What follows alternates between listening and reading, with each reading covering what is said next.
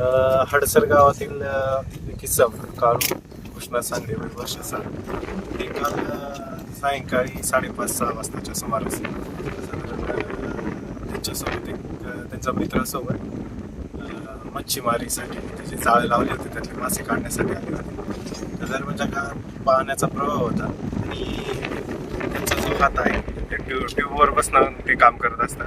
त्यांचा हात पाय त्या जाळ्यामध्ये अडकला, त्यामुळे स्वतःचा बचाव करणं त्यांना शक्य नाही झालं आणि त्यामध्ये त्यांचा बुडून मृत्यू झाला आहे. रात्रीपासून शोध कार्य चालू होतं, मात्र अंधार झाल्यामुळं शोध घेणे शक्य नव्हतं. त्यामुळे आम्ही सकाळी 6 वाजल्यापासून जुन्नर रेस्क्यू टीम, महसूल प्रशासन, पाटबंधारे विभाग आणि पोलीस असे आम्ही इथं उपस्थित होतो.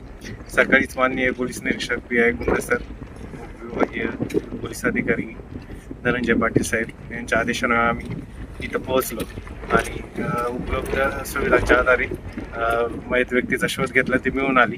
तर यानंतर शवविच्छेद नकरता ग्रामीण रुग्णालय जुन्नर येथे बॉडी पाठवली असून शवविच्छेदन झाल्यानंतर बॉडी त्यांच्या ताब्यात देण्यात येणार आहे. बाकी पुढील तपास नंतर अंमलदार जे कोण असतील ते करतील. या ठिकाणी अशा घटना अनेक होतात, आपण काय सांगाल?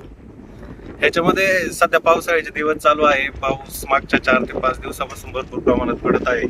नदी आणि धरणाला प्रवाह वाढलेला आहे. अशा परिस्थितीमध्ये सुरुवातीच्या काळामध्ये नागरिकांनी सतर्कता म्हणून पाण्यात जाणे शक्यतो टाळायचे आहे.